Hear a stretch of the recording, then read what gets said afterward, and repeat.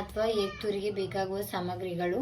Boiled ಮಾಡಿರೋ egg ನಾನು 7 ತೊಗೊಂಡಿದ್ದೀನಿ. ಸೊ ಅದಕ್ಕೆ 2 ಟೊಮ್ಯಾಟೊ, 2 ಆನಿಯನ್ ಸಣ್ಣದಾಗಿ ಹೆಚ್ಚಿಟ್ಕೊಂಡಿದ್ದೀನಿ, ಕೊತ್ತಂಬರಿ ಸ್ವಲ್ಪ ಶುಂಠಿ ಬೆಳ್ಳುಳ್ಳಿ ಪೇಸ್ಟ್.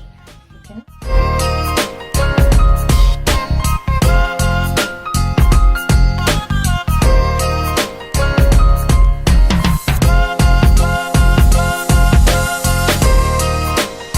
ಎಗ್ ತುರಿ ಅಥವಾ ಎಗ್ ಕೈಮಾ ಮಾಡುವ ವಿಧಾನ: ಸ್ವಲ್ಪ ಎಣ್ಣೆ ಹಾಕಿ, ಒಂದು ಸ್ವಲ್ಪ ತುಪ್ಪ, 1 ಸ್ಪೂನ್ ತುಪ್ಪ ಹಾಕಿದ್ದೀನಿ. ಆಪ್ಷನಲ್ ತುಪ್ಪ, ನಿಮ್ಗೆ ಬೇಕಿದ್ರೆ ಹಾಕೋಬೋದು, ಇಲ್ಲಾಂದರೆ ಸ್ಕಿಪ್ ಮಾಡಿ.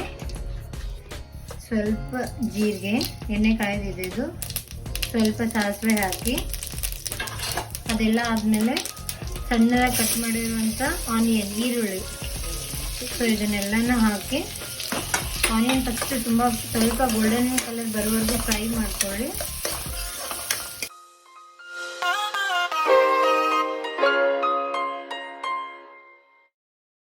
ನೋಡಿ ಇವಾಗ ಗೋಲ್ಡನ್ ಫ್ರೈ ಆಗಿದೆ ಅಲ್ಲ ಇದು.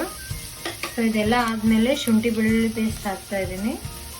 ಮತ್ತೆ ಸ್ವಲ್ಪ ಹಸಿ ವಾಸನೆ ಹೋಗೋವರೆಗೂ ಸ್ವಲ್ಪ ಫ್ರೈ ಮಾಡಿ, ಸುಮ್ಮನೆ ಟೇಸ್ಟಿಗೋಸ್ಕರ ಶುಂಠಿ ಬೆಳ್ಳುಳ್ಳಿ ಪೇಸ್ಟ್ ಹಾಕ್ತಾ ಇದ್ದೀನಿ ನಾನು. ಸೊ ಎಲ್ಲ ಫ್ರೈ ಮಾಡಿದ್ಮೇಲೆ ಕಟ್ ಮಾಡಿರುವಂಥ ಟೊಮ್ಯಾಟೊ, 2 ಟೊಮ್ಯಾಟೊನ ಕಟ್ ಮಾಡ್ಕೊಂಡಿದ್ದೀನಿ. ತುಂಬ ಸಣ್ಣದಾಗಿ ಕಟ್ ಮಾಡ್ಕೊಳ್ಳಿ. ಸ್ವಲ್ಪ ಇದನ್ನು ಸ್ವಲ್ಪ ಹೊತ್ತು ಫ್ರೈ ಮಾಡ್ಕೊಳ್ಳಿ, ಒಂದು 2 ನಿಮಿಷದವರೆಗೂ.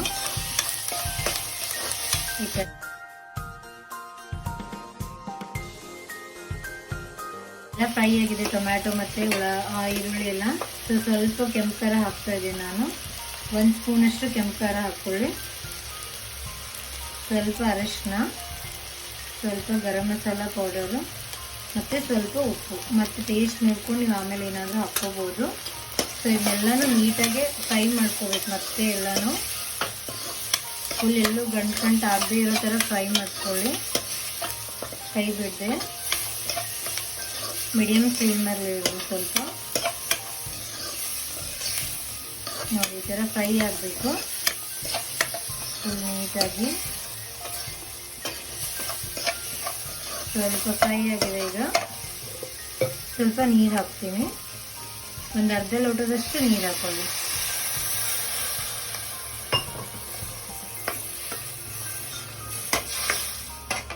ಸ್ವಲ್ಪ ನೀರು ಹಾಕ್ತಾ ಇದ್ದೀನಿ. ಇವಾಗ ಇದನ್ನು ಒಂದು 2 ಮಿನಿಟ್ಸ್ ಮಿಕ್ಸ್ ಮಾಡಿ ಬಾಯ್ಲ್ ಆಗೋಕೆ ಬಿಟ್ಬಿಡಿ. ಬಾಯ್ಲ್ ಆಗುತ್ತೆ ಇವಾಗ. ಅದು 2 ಮಿನಿಟ್ಸ್ ಬಾಯ್ಲ್ ಆಗೋವರೆಗೂ ಎಗ್ ಈ ಥರ ಎಲ್ಲ ನೀಟಾಗಿ ತುರ್ಕೊಳ್ಳಿ. ತುಂಬ ಸಣ್ಣದಾಗಿ ಬೀಳುತ್ತೆ ಅದು, ಹಿಂಗೆ ಈ ಥರ. ಸೊ ಫುಲ್ ಎಲ್ಲ ಎಗ್ನು ಈ ಥರ ಫುಲ್ ಸಣ್ಣದಾಗಿ ತುರಿ ಮಣ್ಣಲ್ಲಿ ತುರ್ಕೊಂಡು ಇಟ್ಕೊಳ್ಳಿ. ಇವಾಗ ಇದು 2 ಮಿನಿಟ್ಸ್ ಆಯಿತು, ಬಾಯ್ಲ್ ಆಗ್ತೀವಿ. ಬಾಯ್ಲ್ ಆಗಿದ್ದು ಇದನ್ನು ಸ್ವಲ್ಪ ಮತ್ತೆ ಮಿಕ್ಸ್ ಮಾಡಿಕೊಂಡು, ನೋಡಿ ಈ ಥರ ಎಲ್ಲ ನೀಟಾಗಿ ಬಾಯ್ಲ್ ಆಗಿದೆ. ಇವಾಗ ಅದೇನು ತುರಿದಿರ್ತೀವಲ್ಲ ಎಗ್ಗು, ಅದನ್ನು ಇದರಲ್ಲಿ ಮಿಕ್ಸ್ ಮಾಡ್ಕೊಂಡ್ಬಿಡೋಣ. ಅಲ್ಲಿ ತುಂಬ ಸಣ್ಣ ಇಟ್ಕೊಂಡ್ಬಿಡಿ, ಇಲ್ಲಾಂದ್ರೆ ಕೆಳಗೆ ಹತ್ಕೊಂಡ್ಬಿಡುತ್ತೆ ಇದು. ಸೊ ನೀಟಾಗಿ ಮತ್ತೆ ಮಿಕ್ಸ್ ಮಾಡ್ಕೊಳ್ಳಿ ಸ್ಲೋಲಿ.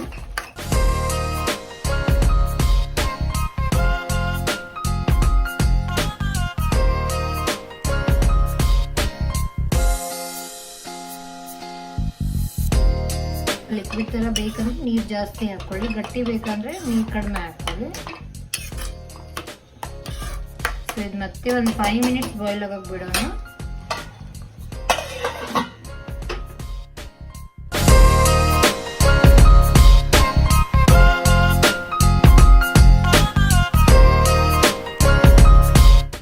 ಇವಾಗ ಒಂದು 3 ಮಿನಿಟ್ಸ್ to 5 ಮಿನಿಟ್ಸ್ ಆಯಿತು, ಬಾಯ್ಲ್ ಆಗಿದೆ. ಸ್ವಲ್ಪ ಮೇಲೆ ಕೊತ್ತಂಬರಿ ಸೊಪ್ಪು ಉದುರಿಸ್ತಾ ಇದ್ದೀನಿ. ಚಪಾತಿ ಜೊತೆ ರೈಸಿಗೆ ತುಂಬ ಚೆನ್ನಾಗಿರುತ್ತೆ ಇದು.